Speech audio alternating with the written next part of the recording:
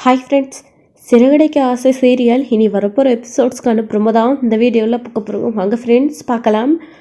இருந்தாலும் நம்ம விஜயாவுக்கு இவ்வளோ பேராசை வரக்கூடாது.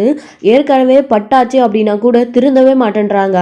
குணத்துலையோ மனசளவுலையோ ஒரு நல்ல பொண்ணாக இருந்தால் என் பையனுக்கு பாருங்க அப்படின்னு சொல்கிறத விட்டுட்டு நல்ல பணக்கார வீட்டு பொண்ணாக இருக்கணும், வசதியான வீட்டு பொண்ணாக இருக்கணும், முக்கியமாக ஒரே பொண்ணாக இருக்கணும், சொத்து பெத்து இல்லாமல் அந்த பொண்ணுக்கு தான் வந்து சேரணும் அவங்க அப்பா அம்மா காலத்துக்கு அப்புறம் அப்படின்னு ரொம்பவே பேராசை பிடிக்கிறாங்க. இதில் சிந்தாமணியோட அடிமடியிலேயே கையை வைக்கிறாங்க. உங்கள் பொண்ணை வேணா கொடுங்களே அப்படின்னு சொல்லிட்டு.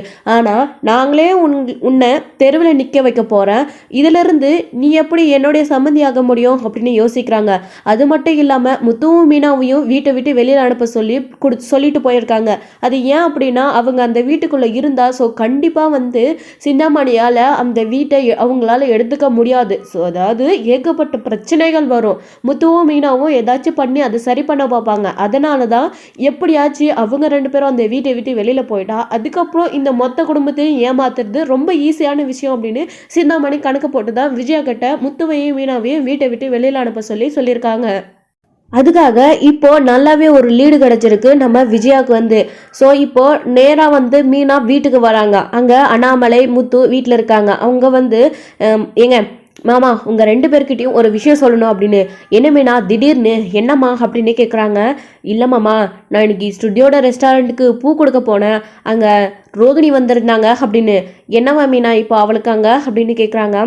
ஏங்க ப்ளீஸுங்க கொஞ்சம் பொறுமையாருங்க மாமா, கிறிஸ்க்கு ரொம்ப உடம்பு சரியில்லையா, எனக்கு கிறிஷை பார்க்கும்போது ரொம்ப பாவமாக இருக்குது.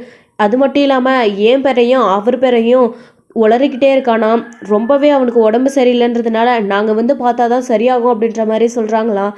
அதுக்காக ப்ளீஸ் மாமா, கிறிஷ்காக நானும் அவரும் போய் அந்த குழந்தைய பார்த்துட்டு வந்துடட்டுமா, அதுக்கு தான் மாமா உங்ககிட்ட நான் பர்மிஷன் கேட்குறேன் அப்படின்னு சொல்கிறாங்க. என்ன மைவினா, ஒரு நல்ல விஷயத்துக்கு தானே போறீங்க, அதுக்கு ஏன் இந்த அளவுக்கு தயங்கி பர்மிஷன் கேட்டுட்டு இருக்க அப்படின்னு. அப்போதான் விஜயா வராங்களா, வந்த உடனே பயங்கரமா கத்த ஆரம்பிச்சிடுறாங்க. ஏங்க என்னங்க பேசிட்டு இருக்கீங்க நீங்க, இவ போறேன்னு சொன்னா அப்படியே அனுப்பி விட்டுருவீங்களா? இங்க பாருங்க, நம்ம வீட்டுக்கு ஆகாதவள, முக்கியமா என் பையனுக்கு ஆகாதவள, அவகிட்ட இருந்து என் பையனை ரெண்டு பேரும் பிரிச்சு வைக்கணும், அவங்கள வெட்டி விடணும்னு நினைச்சிட்டு இருக்கேன். அவ கூடவே போய் இவ உறவாடிட்டு இருக்காளா? ஓ இப்போதானே தெரியுது, பகாளி உறவை கூடி கெடுக்கிற மாதிரி இவளுடைய பிளான் தானே எல்லாமே. இங்கே நடக்கிற விஷயம்லாம் அவளுக்கு எப்படிடா தெரியுது, அவளுக்கு யார் சப்போர்ட்டாக இருக்கா அப்படின்னு நினச்சா இவ தானா இப்போ புரியுது எனக்கு. ஸோ இவ தனியாக போய் அவ கூட பேசி இங்கே நடக்கிற விஷயத்த எல்லாத்தையும் அவளுக்கு சொல்லிட்டு இங்கேயும் பிள்ளையும் கிள்ளி விட்டுட்டு தொட்டிலையும் ஆட்டி விடுற கணக்கா இங்கேயும் நமக்கு சப்போர்ட் பண்ணுற மாதிரி பண்ணிக்கிட்டு அங்கேயும் அவளுக்காகவும் சப்போர்ட் பண்ணி பேசிகிட்டு இருக்காளா இவ. இப்போ அவள் பிள்ளைக்கு உடம்பு சரியில்லைன்னு உடனே பார்க்க போகிறாளா? ஓ அப்போ என் பிள்ளைக்கு இந்த அளவுக்கு டிவோர்ஸ் கிடைக்காத இழுத்தடிச்சிருக்கிறதுக்கு காரணமே இவ தான் அப்படின்னு சொல்லிட்டு விஜயா கண்டபடி யோசிக்காமல் பேச ஆரம்பிச்சிடுறாங்க. இதை கேட்ட உடனே பயங்கர ஷாக் வந்து மீனாவுக்கும் முத்துவுக்கும். என்னப்பா இவங்க இப்படியெல்லாம் பேசுகிறாங்க அப்படின்னு. அப்போ தான் ஏன் இப்படியெல்லாம் பேசுகிறீங்க, நான் அப்படியெல்லாம் எதுவும் நினைக்கல, உண்மையிலே ஸ்ருதியோட ரெஸ்டாரண்ட்டுக்கு போயிருந்தப்போ ரோகிணி அங்கே வந்தாங்க, நீங்கள் வேணா ஸ்ருதி கூட ஃபோன் பண்ணி கேட்டுக்கோங்க அப்படின்னு. வாடி வா, நான் உனக்கு ஃபோன் பண்ணி கேட்டுக்கணுமா, நீ எனக்கு மாமியாரா இல்லை நான் உனக்கு மாமியாரா அப்படின்லாம் பேசிகிட்டு இருக்காங்க. ஓ நீங்கள் மீனாவா உங்கள் மருமகளெல்லாம் வேற நினச்சிட்டு இருக்கீங்களா, நீங்கள் மாமியாரான்னு கேட்குறீங்க அப்படின்னு முத்து ஒரு பக்கம் நடுவில். பாரு விஜயா, எதுக்கு நீ இப்போ சம்மந்தமே இல்லாமல் பேசிகிட்டு இருக்க? மீனா இப்போ என்ன கேட்டுட்டா, கிறிஷ்க்கு உடம்பு சரியில்லை போய் பார்த்துட்டு வந்துட்டுமான்னு தானே கேட்டான். அதுக்கும் மீனாவை நீ இப்போ பேசுறதுக்கும் என்ன சம்மந்தம் இருக்குது? இங்கே பாரு, ரோகிணிக்கும் மீனாவுக்கும் என்ன சம்மந்தம் இருக்குது? நீ நினைக்கிற மாதிரியெல்லாம் மீனா பண்ணுறவ கிடையாது, அந்த புத்தி உனக்கு வேணா இருக்கும் அப்படின்னு சொல்கிறாங்க. ஏங்க என்ன எனக்கு இருக்குமா? எனக்கா? என்ன பேசிட்டு இருக்கீங்க நீங்கள்? நேற்று வந்து உங்களுக்கு முக்கியமாக போயிட்டா நான் சொல்கிறது உங்களுக்கு பெருசாக தெரியலையா அப்படின்னு. எந்த விதத்தில் ரோகிணியை அப்படி நடந்துக்கிறதுக்கு காரணம் மீனா நீ சொல்லிட்டு இருக்க அப்படின்னு சொல்லிட்டு அண்ணாமலை கேட்கவும், ஆமாங்க ஏற்கனவே அவளோட விஷயம்லாம் தெரிஞ்சு இவ தானே வெளியில் சொல்லாமல் அவளுக்காக சப்போர்ட் பண்ணி ரெண்டு திருட்டு கலவாணிகளும் மறைச்சு வச்சுட்டு இருந்தாங்க. இப்போ முத்துவுக்கு விஷயம் தெரிஞ்சதுனால தான் இங்கே எல்லாருக்குமே விஷயம் தெரிஞ்சிச்சு, இல்லைன்னா நம்ம யாருக்குமே அந்த விஷயம் தெரிஞ்சிருக்காது. அதே மாதிரி தான் இப்போ விஷயம் தெரிஞ்சிடுச்சு அப்படின்றதுக்கு அப்புறமா அவ கூட சேர்ந்துக்கிட்டு அவளுக்கு ஹெல்ப் பண்ணிட்டு இருக்கான். எங்க வீட்டு விட்டு துரத்திடுவாங்களோ, அவளும் ஒரு பொண்ணு தானே, நம்ம மாமியா அவளை பணக்கார வீட்டு பொண்ணு இல்லைன்னதும் எப்படி அப்படியோ கொடுமை பண்ணுறாங்க, அவளும் இந்த வீட்டுக்குள்ளே சேர்ந்து வாழணும் அப்படின்னு. பத்தாததுக்கு அந்த பையன் மேலே ஏகப்பட்ட பாசம் இவங்களுக்கு. இதை வச்சு எப்படியாச்சு அந்த பையனையும் அவளையும் இந்த வீட்டுக்குள்ளே கூட்டிகிட்டு வந்துடணும், அவங்க கூட சேர்ந்து இந்த வீட்டுக்குள்ளே வாழணும் அப்படின்னு நினைக்கிறாளோ என்னவோ, அதுக்கு தான் இவன் இதெல்லாம் பண்ணுவா. இல்லைங்க, என் பேச்சை தாண்டி இப்போ அவள் அங்கே போய் பார்த்தா அவ்வளோதான், நடக்கிறதே வேற. அப்படியே எல்லாத்தையும் மீறி அந்த பையனை போய் பார்க்கணும்னு நினச்சா அவள் அப்படியே இந்த வீட்டை விட்டு போயிடணும். ஏன் கூட போனால் அவனுக்கும் அதே கதி தான், திரும்பவும் இந்த வீட்டுக்குள்ளே அவங்க வரவே கூடாது அப்படின்னு சொல்லிட்டு இங்கே விஜயா சம்மந்தமே இல்லாமல் பேசவும் எல்லாருக்குமே ரொம்பவே கன்ஃபியூஷடாக இருக்குது. என்னப்பா அம்மாவுக்கு என்ன ஆச்சு, திடீர்னு ஏன் இப்படியெல்லாம் பேசிகிட்டு இருக்காங்க? இங்கே பாருங்கள், எங்கள் விஷயத்தில் நாங்கள் ஏதாச்சும் பண்ணால் உங்களுக்கு அதில் சம்மந்தம் இல்லைன்னா ஏதாச்சும் பண்ணி தொலைங்க, ஏதாச்சும் கெட்டு போங்கன்னு தானே விட்டுட்டு உங்கள் வேலையை பார்ப்பீங்க. இப்போ என்னமோ எங்கள் மேலே அப்படியே அக்கறை இருந்து பேசுகிற மாதிரி பேசுகிறீங்க. இது எங்கள் மேலே அக்கறை இருக்கிற மாதிரி தெரியல, உங்கள் பிள்ளை மேலே யாட்டுங்குதே அப்படின்னு சொல்லவும், ஆமாண்டா, நீங்கள் வேற ஏதாவது ஒரு விஷயம் செஞ்சால் எங்கேயாச்சும் எக்கேடாச்சும் கெட்டு போங்கன்னு நான் விட்டுருவேன். ஆனால் இது என் பையனோட வாழ்க்கை சம்மந்தப்பட்ட விஷயம்.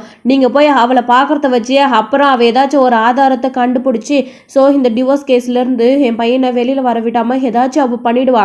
நீங்கள் போக தேவையில்லை, எனக்கு என்னமோ நீங்கள் தான் சப்போர்ட் பண்ணுறீங்க போல இருக்கு அப்படின்னு. போதை நிறுத்துங்கம்மா, இந்த விஷயத்தெல்லாம் தெரிஞ்சதுக்கப்புறம் வீட்டில் சொன்னவங்களே நாங்கள் தான். எப்படி நாங்கள் அவங்களுக்கு சப்போர்ட் பண்ணுவோம் நீங்கள் நினச்சி பேசிகிட்டு இருக்கீங்க? முக்கியமாக மீனா, நீங்கள் யோசிச்சு பேசுறதெல்லாம் முட்டாள்தனமான ஒரு விஷயமா இருக்குமா அப்படின்னு முத்து சொல்லிக்கிட்டு இருக்காரு. என்னையே எதிர்த்து பேசுறியா? இங்க பாரு, போனா போகட்டும்னு உங்க 2 பேரையும் இந்த வீட்டுக்குள்ள விட்டு வச்சுக்கிறது பெரிய தப்பு. முதல்ல இருந்து இந்த வீட்டுல இருந்து கிளம்புங்க அப்படின்னு சொல்றாங்க. விஜயா, உனக்கு என்ன ஆச்சு? திடீர்னு எங்கேயோ போய் வந்தா உன் இஷ்டத்துக்கு மீனாவையும் முத்துவையும் பேசுற, வீட்டை விட்டு வெளியில போற அளவுக்கு அவங்க என்ன தப்பு பண்ணாங்க அப்படின்னு. ஆமாங்க, இப்போ அவ கூட சேர்ந்துக்கிட்டு இவ சப்போர்ட் பண்ணி கிருஷ்ண பார்க்க போயிட்டு இருக்கல, அந்த பையனை பார்க்க. அந்த பையனுக்கும் இவங்களுக்கும் என்ன சம்மந்தம் இருக்கு? அதான் அவளே வேணான்னு சொல்லிட்டு தூக்கி எறிஞ்சாச்சுல, அப்புறம் அவ பெத்த பிள்ளை மட்டும் எதுக்கு, அதுவும் எவன் பெத்த பிள்ளையோ அப்படின்னு எல்லாம் விஜயா பேசிட்டு இருக்கவும், கொஞ்சம் வார்த்தையை அளந்து பேசு விஜயா. எதுக்கு இப்போ குழந்தை மேல இந்த அளவுக்கு கோபத்தை காட்டுற? பாரு, முத்து மீனாவும் என்ன வேணாலும் பேசிக்கோ, அவங்க தாங்கிப்பாங்க. அவங்க சின்ன குழந்தை, அதை பார்க்கணுன்னு தானே அவங்க போறேன்னு சொன்னாங்க. என்னமோ நீ உன் இஷ்டத்துக்கு பேசிட்டு இருக்க, இதெல்லாம் ரொம்ப தப்பு விஜயா. மனோஜ் பண்ண தப்புக்கோ நீ பண்ண தப்புக்கோ முத்து மீனா என்ன பண்ணுவாங்க? இது வரைக்கும் பையனோட வாழ்க்கையை சரி பண்ணணும்னு முத்து மீனாவும் கூட தான் போராடிட்டு இருக்காங்க அப்படின்னு அண்ணாமலை கேட்கவும், போராடுறதுனால என்னங்க ஆயிட போகுது? அவங்களால என்ன செய்ய முடிஞ்சுது? அதான் அடுத்த மாசம் தள்ளி வச்சுட்டாங்கல்ல, எந்த ஒரு பதிலுமே கிடைக்கலல்ல அப்படின்னு சொல்லிட்டு விஜயா சொல்லிட்டு இருக்காங்க. அப்போது முத்துவும் மீனாவும் இதில் தலையிடாமல் இருந்தால் நீயும் உன் பிள்ளையும் சேர்ந்துக்கிட்டு அவகிட்ட டிவோர்ஸ் வாங்கிடுவீங்களா? சரி, இப்போவே சொல்கிறேன் முத்து மீனா, அடுத்த டைம்லேருந்து அவனுடைய வாழ்க்கையை அவன் பார்த்துக்கிட்டோம். நீங்கள் போய் அங்கே நிற்க தேவையில்ல. அவள் பிள்ளையோட வாழ்க்கையை எப்படி காப்பாற்றுதுன்னு அவளுக்கு தெரியும். அவள் என்ன வேணாலும் பண்ணி டிவோர்ஸ் வாங்கிட்டு வரட்டும். நீங்கள் யாரும் போய் சாட்சி சொல்லாதீங்க. நாளைக்கே கேட்பாங்கல்ல யாருக்கு இந்த விஷயம்லாம் தெரியும்னு. அம்மாவே எனக்கே தெரியும்னு சொல்லி நிற்பா, சரியா அப்படின்னு அண்ணாமலை சொல்லிட்டு இருக்காரு. அப்போ தான் என்னங்க நீங்கள் இப்போது என்னை விட்டுட்டு அவங்களுக்கு நீ சப்போர்ட் பண்ணி பேசிகிட்டு இருக்க அப்படின்னு சொல்லிட்டு அண்ணாமலையை பார்த்து கேட்குறாங்க. அப்போது நீ கொஞ்சம் நேரம் அமைதியாயிரு. தேவையில்லாமல் முத்து மீனம்மாளையை பழைய போட்டு வீட்டை விட்டு வெளியில் அனுப்ப சொல்கிற. சின்ன குழந்தைக்கு உடம்பு சரியில்லை, அவனை பார்க்க போகிறேன்னு தான் சொல்லிட்டு இருக்காங்க. முத்து மீனா, நீங்கள் என்கிட்ட கேட்டுட்டீங்களா? 2 பேரும் முதல்ல கிளம்புங்கம்மா. அவள் ஏதோ கிறுக்குத்தனமாக பேசிகிட்டு இருக்கா, அவளுக்கு மூளையில் குழம்பிடிச்சோ தெரியல அப்படின்ற மாதிரி அண்ணாமலை பேசிகிட்டு இருக்காரு. நான் சொன்னது தான், இந்த வீட்டை விட்டு அவங்க வெளியில் போயிடணும். அந்த பையனை பார்க்க போனா, இல்லைன்னா திரும்பவும் வீட்டுக்கு வரக்கூடாது. நான் சொல்லிட்டேன், அவ்வளோதான் அப்படின்னு பேசுவோம். மாமா விடுங்க மாமா, அவங்களுக்கு பிடிக்காத ஒரு விஷயத்த நாம் எதுக்கு செய்யணும் மாமா, பரவாயில்ல விடுங்க அப்படின்னு. இல்லைம்மா, ஒரு குழந்தை உங்களை பார்க்கணுன்னு ஏக்கமாக இருக்கிறப்போ போகாமல் எப்படி அப்படின்னு. விடுங்கப்பா பரவாயில்ல அப்படின்னு. இப்போ இப்படி சொல்லிட்டு எனக்கு தெரியாமல் போய் அங்கே பார்த்தீங்க அப்படின்னு தெரிஞ்சிச்சுன்னு வச்சுக்கோங்க, அவ்வளோதான் அப்படின்னு சொல்லிட்டு இங்கே உள்ளே போயிடுறாங்க. விஜயா இதுங்களை எப்படி வெளியில் அனுப்புறது? இதையே சாக்க வச்சுட்டு வீட்டை விட்டு வெளியில் அனுப்பலான்னு பார்த்தா என்னமோ இப்படி பேசுதுங்க. இருக்கட்டும், தினம் நான் கொடுக்குற சித்திரவாதியில் அவள் இந்த வீட்டை விட்டே ஓடி போயிடணும் அப்படின்ற மாதிரி விஜயா நினச்சிட்டு இருக்காங்க. ரொம்பவே அல்பத்தனமான புத்தி அவங்களோடது. மீனா நேர்மையாக உழைச்சிட்டு இருக்காங்க, யார்கிட்டையும் போய் சொல்லலை, யாரையும் ஏமாத்தலை, அவங்களோட வழியில் அவங்க போயிட்டு இருக்காங்க. நீங்கள் யாருமே உங்கள் பிள்ளையும் வேணாம் மீனாவும் வேணான்னு உதறி தள்ளிட்டீங்க. அண்ணாமலை மட்டும் தான் சப்போர்ட்டாக இருக்காரு. முத்துவுக்கு மீனாவுக்கு முத்து அவங்க 2 பேருமே சேர்ந்து சந்தோஷமாக அவங்களோட வாழ்க்கையே படுக்க ஒரு இடம் இருந்தால் போதும் அப்படின்னு சொந்த வீட்டுக்குள்ளேயே ஒரு பிளாட்பாரத்தில் படுக்கிற மாதிரி இத்தனை நாளாக அந்த ஹால் தான் படுத்துக்கிட்டு ஸோ மீனா வீட்டு வேலை எல்லாத்தையும் ஒரு வேலைக்காரி மாதிரி வீட்டில் செஞ்சுக்கிட்டு ஏதோ இருக்கிறத சாப்பிட்டுக்கிட்டு அவங்க பாட்டுக்கு அவங்களோட வேலையை பார்த்துக்கிட்டு அவங்களோட வாழ்க்கையை அவங்களே தான் பார்த்துட்டு இருந்தாங்க. இது வரைக்கும் அவங்களுக்கு யாருமே ஹெல்ப் பண்ணல. என்னமோ விஜயா வந்து மீனாவை முத்து கல்யாணம் பண்ணிட்டு வந்தப்போ வாமா மருமகளே நடந்து போச்சு அப்படின்னு என்னமோ மனசு அப்படியே பெரிய பெரிய மனசு வந்த மாதிரி அவங்கள ஆரத்தெடுத்து வீட்டுக்குள்ளே கூட்டிகிட்டு வந்த மாதிரி இது வரைக்கும் மீனாவை சந்தோஷமாக பார்த்துட்டு இருந்த மாதிரி இப்போ என்னமோ மீனா இப்படியெல்லாம் பண்ணுறது அவங்களுக்கு கௌரவ குறைச்சலாக இருக்குது அப்படின்னு வீட்டை விட்டு துரத்தணுன்ற மாதிரி நினச்சிட்டு இருக்காங்க. இதெல்லாம் கொஞ்சம் கூட ரொம்பவே ஓவராக இல்லை.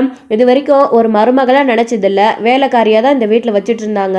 முத்துவும் மீனாவும் இந்த வீட்டுக்காக எவ்வளவோ விஷயங்கள் செஞ்சோம். மனோஜோடைய பிரச்சனை, அவரோட பிரச்சனை கொண்டு வருவார், அது எல்லாத்தையும் முத்து தான் சால்வ் பண்ணுவார்.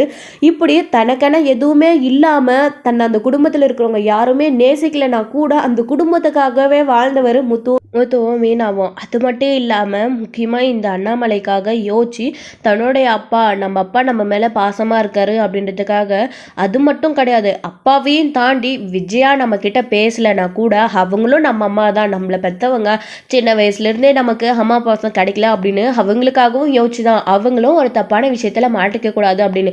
ஏன் அவங்களுக்கே ஒரு பிரச்சனைன்னு வரும்போது டான்ஸ் கிளாஸில் அப்படின்றப்போ அதை முத்து மீனாவை தான் சரி பண்ணாங்க. ஆனால் இது எல்லாத்தையும் அவங்க நினச்சி பார்க்க மாட்டேன்றாங்க. அவங்கள நீங்கள் தலைமையில தூக்கி வச்சுட்டு கொண்டாட வேணாம், வீட்டை விட்டு வெளியில் அனுப்ப வேண்டாம். அவங்கள ஒரு மனுஷனாக அந்த வீட்டுக்குள்ளே அவங்களையும் எதுவும் திட்டாமல் இருந்தாலே அவங்களே ரொம்ப சந்தோஷமாக இருப்பாங்க. யார் நம்மக்கிட்ட பேசலைன்னா கூட அத்தை இந்த வரைக்கும் நம்மக்கிட்ட சிடுன்னு பேசாமல் இருக்காங்க அப்படின்றத நினச்சிக்கிட்டு அவங்களும் அவங்களோட வாழ்க்கையை சந்தோஷமாக வாழ்வாங்க. இவ்வளோத்தையும் அவங்க செஞ்சும் அவங்க மேலே கொஞ்சம் கூட மனிதாபியமே இல்லை நம்ம விஜயாவுக்கு வந்து. இதனாலே தான் அவங்களுக்கு இந்த நிலைமை ஆகிறதுக்கான காரணம் அவங்களே தான், அவங்களுடைய தலைமையில தூக்கி வச்சுட்டு கொண்டாடிட்டு இருக்கிற பிள்ளை மனோஜ், இவங்களால தான் ஏகப்பட்ட பிரச்சனையே. இப்போ வரப்போகிற பிரச்சனையையும் கண்டிப்பாக முத்து தான் தீர்த்து வைக்க போகிறாரு, இதில் எந்த ஒரு சந்தேகமே இல்லை. ஆனால் முத்துவையும் மீனாவையும் வீட்டு வெளியில் அனுப்பணும் அப்படின்னு விஜயா நடக்கிறது எக்காரணத்தை கொண்டும் நடக்கவே நடக்காது. முக்கியமாக அண்ணாமலை இதை நடத்த விட மாட்டார். அப்படி அவங்க ரெண்டு பேரும் வீட்டை விட்டு வெளியில் போகணுன்ற நிலைமை வரும்போது அவருமே கூட சேர்ந்து கிளம்புறா அப்படின்னு தான் சொல்வாரு. என் பிள்ளை முத்து இல்லாத வீட்டில் நானும் இருக்க மாட்டேன், இதுக்கு மேலே இந்த வீட்டில் என்ன சந்தோஷம் இருக்குது, நிம்மதி இருக்குது இங்கே இருக்கிறதுக்கு அப்படின்னு தான் கிளம்பி போய்வார். ஏங்க நான் இருக்கேன், என்னை தவிர அவங்க தான் உங்களுக்கு முக்கியமா அப்படின்னு விஜயா கேட்டால், கண்டிப்பாக எனக்கு என் மருமகளும் என் பையனும் தான் முக்கியம், அவங்கள நம்பி போனாலே சந்தோஷமாக இருக்கலாம், உங்களை நம்பி நான் இந்த வீட்டுக்குள்ளே இருந்தேன், என்னை நாளைக்கு நடுத்தருவில் தான் நிறுத்துவீங்க அப்படின்றது அவருடைய மைண்ட் செட். அப்படி தான் வந்து அண்ணாமலை வந்து பேசுவார். இப்போ இது ஒரு பக்கம் இருக்க, அடுத்து வந்து அண்ணாமலை அவள் பேசினா பேசிட்டு போகட்டும், அப்பா நான் சொல்கிறேன்ல என் வார்த்தைக்கு மரியாதை கொடுப்பீங்கள, நீயும் மீனாவும் வெளியில் போகும்போது அவளுக்கு தெரியாமல் போய் கிருஷ்ணை பார்த்துட்டு வாங்க அப்படின்னு சொல்கிறாரு.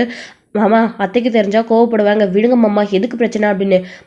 போயிட்டு வாமா, ஒரு குழந்தை சரியா, அந்த குழந்தைக்கு என்ன வேணாலும் நடக்கலாம், அதிகமாக இதே மாதிரி ஃபீவர் அடிச்சுக்கிட்டே இருந்தால் 6 வரக்கூட சான்சஸ் இருக்குது அப்படின்னு சொல்கிறதுனால, சரிப்பா நானும் மீனாவும் வெளியில் போகும்போது வேலையாக இருக்கும்போது போய் பார்த்துட்டு வந்துடுறோம் அப்படின்னு முத்துவும் சரின்னு சொல்லிட்டு இந்த விஷயம் யாருக்கும் தெரியக்கூடாதுன்னு அப்படியே அமைதியாகிடுறாங்க.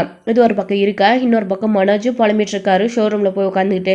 இனி படுக்கிறதுக்கு கூட நமக்கு ரூம் இல்லை, முத்துவும் மீனாவும் நம்ம ரூமை எடுத்துக்கிட்டாங்க, அவங்களால தான் நம்ம வாழ்க்கையிலே பிரச்சனை அப்படின்னு முத்துவுக்கும் மீனாவுக்கும் அந்த ரூமை கொடுத்ததுனாலேயே மனோஜுக்கு இன்னும் கோவம் அதிகமாகிடுது அவங்க மேலே. அவங்க பண்ணுற நல்லதெல்லாம் மனோஜுக்கு கூட தெரியறது கிடையாது, அவங்க நம்மளோட ரூமை எடுத்துக்கிட்டாங்க அப்படின்னு தான் அவங்களுடைய கோவமா இருக்கு.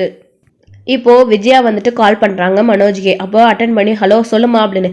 ஏன்னா மனோஜ் ஏன் இப்படி பேசுகிற அப்படின்னு. ஒன்றும் இல்லைம்மா சொல்லு அப்படின்னு. என்னடா உன் குரலே ஒரு மாதிரியாக இருக்குது அப்படின்னு. பின்னம்மா நேற்று வரைக்கும் நான் என் ரூமில் சந்தோஷமாக இருந்தேன், இப்போது நாளையிலேருந்து நைட்லேருந்து நீ வெளியே படுக்கணும் அப்படின்னா எப்படிம்மா என்னால் ஏற்றுக்க முடியும். அவங்களுக்கு என்னம்மா இவ்வளோ நாள் அங்கே தானே படுத்துட்டு இருந்தாங்க, அவங்களுக்கு அந்த வெளியே இருக்கிற கட்டில் போதாதான், அந்த ஹால் பத்தாதான், ரூம்குள்ளே தான் இருக்கணுமா அதுங்க ரெண்டுங்களும் அப்படின்ற மாதிரி பேசுகிறாரு. நம்ம என்ன பண்ண முடியும், அவ்வளோ தூரம் அவர் பேசியும் அவங்க உள்ளதான் இருக்கணும்னு சொல்லிட்டாங்க, இதுக்கப்புறம் நான் என்னடா பண்ண முடியும் அப்படின்னு. இல்லைம்மா இல்லை அவங்க என்னுடைய வாழ்க்கையில் ரொம்ப கிராஷ் ஆகுறாங்க அப்படின்னு சொல்லிட்டு இருக்காங்க.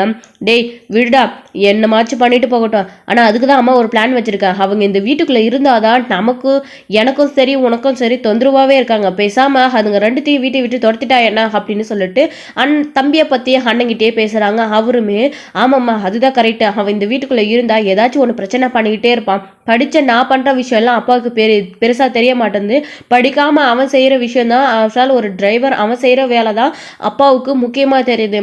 அதனாலேயே என் மேலே பாசம் கூட இல்லைம்மா அப்பாவுக்கு, அவனை வீட்டை விட்டு வெளியில் அனுப்பிடலாம், கூடவே அவளையும் தான் அப்படின்னு சொல்லவும், அதுக்கு தாண்டா நானே யோசிச்சுட்டு இருக்கேன், அவனை வீட்டை விட்டு அனுப்பிச்சிட்டு உனக்கு சிந்தாமணி மூலிமா நல்ல ஒரு பொண்ணாக பார்க்க சொல்லியிருக்கேன். அவகிட்ட இருந்து டிவோர்ஸ் வாங்கிட்டு உனக்கு நல்ல ஒரு பொண்ணாக வசதியான பொண்ணாக பார்த்து கல்யாணம் பண்ணி வச்சு உன்னையும் அவளையும் அந்த ரூம்குள்ளே நான் அனுப்புவேன். இது இந்த அம்மாவோட சபந்தண்டா. அம்மா உனக்கு பண்ணி கொடுக்குற சத்தியம், நான் இதை செஞ்சு காட்டுவேன் அப்படின்னு விஜயா சொல்லிட்டு இருக்காங்க. மனோஜ் இன்னும் என்ன கொண்டாட்டத்தில் அப்படி துடிக்க ஆரம்பிச்சிடுறாங்க. என்னம்மா சொல்கிற நீ அப்படின்னு. ஆமாடா, அவளை விட நல்ல ஒரு பொண்ணா, உனக்கு வசதியான பொண்ணா, அதுவும் படித்து வேலையில் இருக்கிற பொண்ணா பார்த்து உனக்கு கல்யாணம் பண்ணி வைக்க போகிற, சொத்து பத்தெல்லாம் இருக்கிற பொண்ணா, நீ கவலைப்படாத அப்படின்னு சொல்றாங்க. ஏற்கனவே கல்யாணம் அதெல்லாம் சாதாரணமான விஷயம். நான் இந்த காலத்துல சிந்தாமணி மூலமா பார்க்க சொல்லியிருக்கேன். அவங்க நினைச்சா கண்டிப்பா உனக்கு அந்த மாதிரி ஒரு பொண்ணை பார்த்து கட்டி வைப்பாங்க அப்படின்னு விஜயா நம்பிக்கையோட சொல்றாங்க. ஆனா கண்டிப்பா சிந்தாமணி எப்படிப்பட்ட ஒரு பொண்ணை பார்க்க போறாங்க தெரியுமா? இவங்க மேல இருக்கிற கோவத்துல கண்டிப்பா ஏற்கனவே கல்யாணம் ஆகி டிவோர்ஸ் ஆன பொண்ணு, ஏழ்மையாக இருக்கிற பொண்ணு, ஸோ எந்த ஒரு வசதியுமே இல்லாமல் முடிஞ்சால் பிச்சை எடுத்துட்டு இருக்கிற பொண்ணை கூட நம்ம மனோஜுக்கு கல்யாணம் பண்ணி வைக்க பொண்ணு பெரிய இடம் அப்படின்னு பணத்தை எல்லாத்தையும் செட்டில்மெண்ட் பண்ணி இவங்களே பொண்ணு பெரிய பணக்காரங்க மாதிரி நடிக்க வேணாலும் சொல்லி அந்த கல்யாணத்தை நடத்துவாங்க. ஏன் அப்படின்னா அப்படிப்பட்ட ஒரு பொண்ணு வந்தால் தானே நாளைக்கு அவங்களோட சேர்ந்து வீட்டை விட்டு அனுப்புனா அவளும் போவா. பணக்கார வீட்டு பொண்ணாக இருந்தால் தாராளமாக எல்லா குடும்பத்தையும் கூட்டிகிட்டு போய் அவங்க வீட்டுக்குள்ளே உட்கார வச்சுப்பாளே. அது மட்டும் இல்லாமல் மொத்த குடும்பமும் சேர்ந்து நடு தெருவில் நிற்கணும். என்னன்னா இந்த பிஸ்னஸ் விஷயத்தில் இந்த முத்துவும் மீனாவும் நமக்கு எவ்வளோ குடைச்சல் கொடுத்துட்டு இருந்தாங்க. இப்போ இந்த வீடையும் நாம் எடுத்துக்கிட்டு அவங்க எல்லாரையும் வீட்டை விட்டு வெளியில் அனுப்பணும் அப்படின்றது தான் சிந்தாமணியோட யோசனை. அப்படி இல்லைன்னா ரோகிணி கிட்ட போய் இந்த விஷயத்த சொல்ல போகிறாங்க. கண்டிப்பாக ரோகிணி ஏதாச்சும் ஒரு தில்லுமுள்ளு பண்ணி பொண்ணு பார்க்குறத கெடுக்க சொல்லுவாங்க. இல்லை ஏதாச்சும் பிளான் பண்ணுவாங்க ரெண்டு பேருமே சேர்ந்துக்கிட்டு. ஸோ மனோஜுக்கு எப்படிப்பட்ட பொண்ணை பார்க்கணும் கடைசி நிமிஷத்தில் நீங்கள் பாருங்கள் வேண்டி, வேணும்னா தாலி கட்டுற அந்த நிமிஷத்தில் நான் வந்து மனோஜோட ஒய்ஃப் நான், எனக்கு தான் அதிக உரிமை இருக்குது. அது மட்டும் இல்லாமல் எனக்கு ஒரு பையன் இருக்கா, நான் அவங்களோட தான் சேர்ந்து வாழணும்னு சொன்னால் ஸோ கல்யாணமே நீண்டு போயிடும். எல்லாருமே என்ன முதல் பொண்டாட்டி இப்படி வந்து சொல்லி நின்றுட்டு இருக்கா, ஆனால் இவன் இன்னொரு கல்யாணத்துக்கு ரெடி ஆகிட்டான், அதுவும் ஒரு குழந்தை வேறு இருக்குது அப்படின்னு கண்டிப்பாக அந்த கல்யாணத்தை ரோகிணியே நடக்க விட மாட்டாங்க. இது எல்லாத்தையும் கொஞ்சம் கூட யோசிச்சு பார்க்கறதே கிடையாது. எனக்கு எல்லாம் தெரியும், நான் தான் பண்ணுவேன் அப்படின்னு சிந்தாமணி விஜயா வந்து ஓவராக ஆடிட்டு இருக்காங்க. ஸோ இன்னொரு பக்கம் முத்துவும் மீனாவும் கிருஷா பார்க்கறதுக்காக போகிறாங்க. அவங்க அனுப்பின ரோகிணி அனுப்பின லொக்கேஷனுக்கு அங்கே போயிட்டு இது வாங்க அப்படின்னு சொல்லிட்டு போகிறாங்க. என்ன மீனா இங்கே எப்படி அந்த பார்லரமாக தங்கியிருக்கு அப்படின்னு தெரியலையேங்க, வாங்க நம்ம வந்த வெளியே பார்த்துட்டு போவோம் அப்படின்னு கிருஷியை போய் பார்க்குறாங்க. பார்த்து கிருஷ்கிட்டையும் பேசுகிறாங்க. முத்துவும் மீனாவும் வந்ததும் கிருஷ் எந்திரிச்சு உட்கார்றாரு. அவங்க கூடயும் பேசுகிறாங்க. கிருஷ் உடம்பு சரியில்லைன்னு உடனே ஃப்ரூட்ஸு பழங்க இது எல்லாத்தையும் வாங்கிட்டு வந்திருக்காங்க. அப்போது ஏன் அவங்களுடைய பாட்டி வந்து முத்துவும் மீனாவும் வந்துட்டாங்க அப்படின்னு உடனே காஃபி போட்டு வந்து கொடுக்குறாங்க. இருக்கட்டும் வேணாம் பரவாயில்ல அப்படின்னு முத்து சொல்கிறாரு. பரவாயில்ல எடுத்துக்கோங்கப்பா அப்படின்னு சொல்லவும் அதுக்கப்புறமா எடுத்து டீயையும் குடிக்கிறாங்க. கிருஷ்கிட்ட பேசி முடிச்சுட்டு ஸோ நல்லா படிக்கணும், நல்லா ஸ்கூலுக்கு போகணும் சரியா அப்படின்னு கிருஷ்கிட்டையும் பேசிட்டு வீட்டுக்கு வராங்க. அப்போ கிருஷ் வந்துட்டு ஏன் என்னை உங்கள் வீட்டுக்கு கூட்டிகிட்டு போக மாட்டிங்களா அங்கிள் அப்படின்னு கேட்குறாங்க. முத்துக்கு என்ன பதில் சொல்கிறதுனே தெரியல. இப்போதைக்கு நீ நல்லா படி கிருஷ், வேறு எதையும் யோசிச்சு பார்க்காம அப்படின்னு கிருஷை ஏதேதோ சொல்லி சமாளிச்சுட்டு முத்துவும் மீனாவும் அங்கேருந்து கிளம்பி போகிறாங்க. ரொம்ப தேங்க்ஸ் மீனா, நான் சொன்னதுக்காக கிருஷியை பார்க்க வந்ததுக்கு அப்படின்னு. கிருஷிக்காக தான், அவன் நல்ல பையன், உன்னால் அவனோட லைஃப் கெட்டு போயிடக்கூடாது, அதுக்காக மட்டும்தான் வந்தோம் அப்படின்னு சொல்லிட்டு முத்துவும் மீனாவும் போகவும் ரோகிணி இதை வச்சே ஒரு பிளான் பண்ணிடுறாங்க. நாம் ஏன் கிருஷை வச்சே ஒரு பிளான் பண்ணக்கூடாது, கிருஷியா முத்துவும் மீனாக்கா அவ்வளோ பிடிச்சிருக்கு, அது மட்டும் இல்லாமல் அவன் நம்மளோட பையனை வச்சு நம்ம ஏன் கொஞ்சம் ரிஸ்க் எடுக்கக்கூடாது, அப்படி எடுத்தோம் அப்படின்னா நம்மளோட லைஃப் நல்லா இருக்கும் அப்படின்னு ரோகிணி யோசிக்க ஆரம்பிக்கிறாங்க. கேவலமான ஐடியா இது. கிருஷாவை முத்துவும் மீனாவும் மிரட்டி ஸோ மனோஜ் கூட சேர்ந்து வாழணும்னு ஆசைப்படுறாங்க. அதுக்கு மனோஜ் ஒத்துக்கணும்ல, மீனாவையும் முத்துவையும் மிரட்டி என்ன பிரயோஜனம்? இப்படி தான் ரோகிணி பிளான் போட்டிருக்காங்க. ஸோ என்ன நடக்க போகுது அடுத்தடுத்து அப்படின்றத வெயிட் பண்ணி நெக்ஸ்ட் வீடியோவில் பார்க்கலாம் ஃப்ரெண்ட்ஸ். தேங்க்யூ. இந்த வீடியோ உங்களுக்கு பிடிச்சிருந்தா லைக் பண்ணுங்கள், ஷேர் பண்ணுங்கள், கமெண்ட் பண்ணுங்கள், மறக்காமல் பெல் ஐக்கானை கிளிக் பண்ணி வச்சுக்கோங்க.